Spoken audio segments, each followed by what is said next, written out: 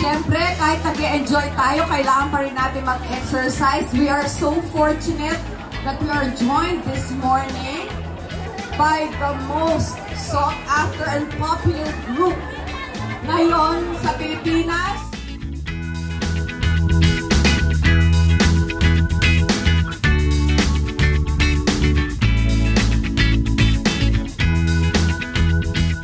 We're on our 453rd year as a city.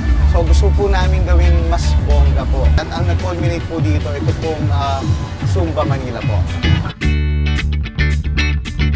Alam naman po natin na si Mayor Hani Lacuna, not only being the first female or woman mayor of the city of the country's capital, isa rin po siyang doktora. So top priority po kasi ni Mayora or ni Doktora Hani Lacuna ang health and wellness and fitness. Kaya po nabuo itong Zumba Manila po. Ako, nakita ko na maganda yung proyekto ng yung LGU ng Maynila. So, I joined it sa Move Maynila and together with my friends na para just for our health din also.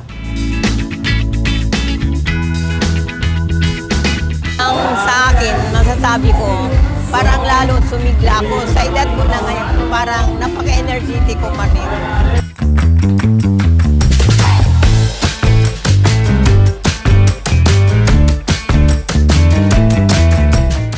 Manila is one of those few cities na may car-free to offer the citizens na makapag-move around, to see the beauty of Manila, remain active.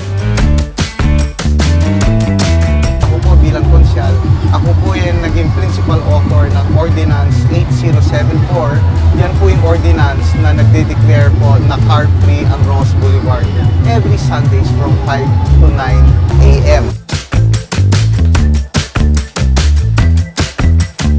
Ngayong June, talaga namang ang dami nating event dito sa lungsod ng Maynila. Ngayong Sabado, may concert tayo. Pero yun, puro big time ang tumugtog. Kakaibang lungsod ng Maynila at may military parade pa.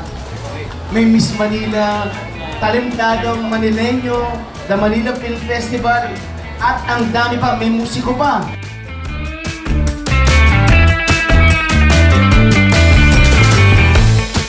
Sa darating na August 24 and 25, kayo po ay lahat ay aming inimbitahan na sumama sa darating na pangalawang pagkakataon na Part 2 Fun Run sa tema ng para sa matatag na edukasyon, pamilyang Manileño. Takbo po tayo at dito ay gagawin sa Quirino Grandstand alas 4 ng umaga. Maraming salamat.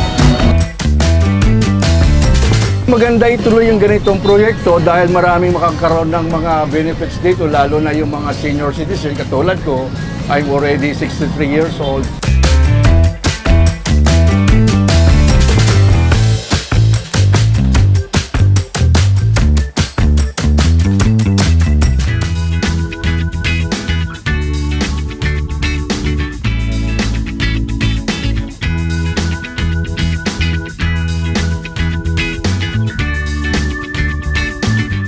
Para sa akin, winner silang lahat.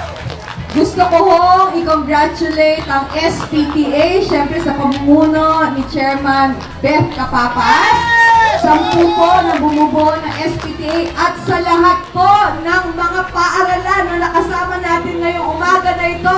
Congratulations po sa inyong lahat. So muli, sana nag-enjoy kayo sa ilang linggo natin pagsusumba dito. Siyempre, hindi naman dito nagtatapos, di ba? Sana every Sunday nakikita namin kayo dito, maglakad, tumakbo, mag-jogging, mag-bisikleta, mag-enjoy kasama ang pamilya. Sama saya sa Maynila, Asenso Manileño!